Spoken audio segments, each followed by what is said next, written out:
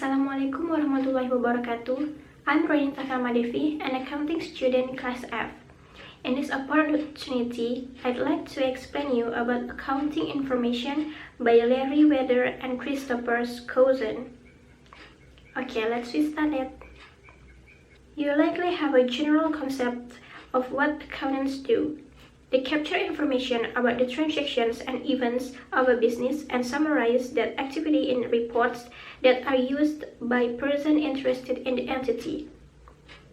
But you likely don't realize the complexity of completing this task. It involves a talented blending of technical knowledge and measurable artistry that can only be fully appreciated via extensive study of the subject. The best analogy is to say that you probably know what a heart surgeon does, but you don't doubt appreciate that considerable knowledge and skill is needed to successfully treat a patient. If you are studying to be a surgeon, you would likely begin with some basic anatomy class. In this chapter, you will begin your study of accounting by looking at the overall structure of accounting and the basic anatomy of reporting. Be advised that a true understanding of accounting does not come easily. It only comes with determination and hard work. But if you persevere, you will be surprised at what you discover about accounting. Knowledge of accounting is very variable to business success. And once you conquer the basic, accounting is actually quite an interesting subject. Accounting defined. It seems fitting to begin with a more formal definition of accounting. Accounting is a set of concepts and techniques that are used to measure and report financial information about an economic unit. The economic unit is generally considered to be a separate enterprise.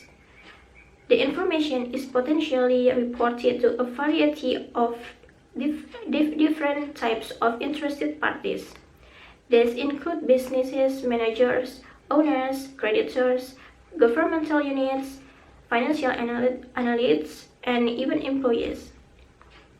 In one way or another, these users of accounting information tend to be concerned about their own interests in the entity. Business managers need accounting information to make sound leadership decisions. Investors hold out hope for profit that may eventually lead to distributions from the business. Creditors are always concerned about the entity's ability to pay its obligation. Governmental units need more information to tax and regulate. Analytics use accounting data to form their opinion on which they base their investment recommendations. Employees want to work for successful companies to further their individual careers, and they often have bonuses or options tied to enterprise performance. Accounting information about specific entities helps satisfy the needs of all these enterprise parties. The diversity of interested parties leads to a logical division in the discipline of accounting: financial accounting and managerial accounting. Financial accounting is concerned with external reporting of information to parties outside the firm. In contrast, managerial accounting is primarily concerned with providing information for internal management. You may have some trouble seeing why a distinction is needed. After all, aren't we just reporting financial facts? Let's look closer at the distinctions. Financial accounting. Consider that financial accounting is targeted toward a broad base of external users, none of whom control the actual preparation of reports or have access to underlying details. Their ability to understand and have confidence in the report is directly dependent upon standardization of the principle and practice that are used to prepare the reports. Without such standardization, reports of different companies could be hard to understand and even harder to compare. As a result, there are well-organized processes to bring consistency and structure to financial reporting. In the United States, a private sector group called the Financial Accounting Standards Board, or FASB, is primarily responsible for developing the rules that form the foundation of financial reporting. With the increase in global trade, the International Accounting Standards Board, or IASB, has been steadily gaining prominence as a global accounting rule setter. Financial reports prepared under the generally accepted accounting principle promulgated by such standard-setting bodies are intended to be general purpose in orientation. This means they are not prepared especially for owners or creditors or any other particular user group.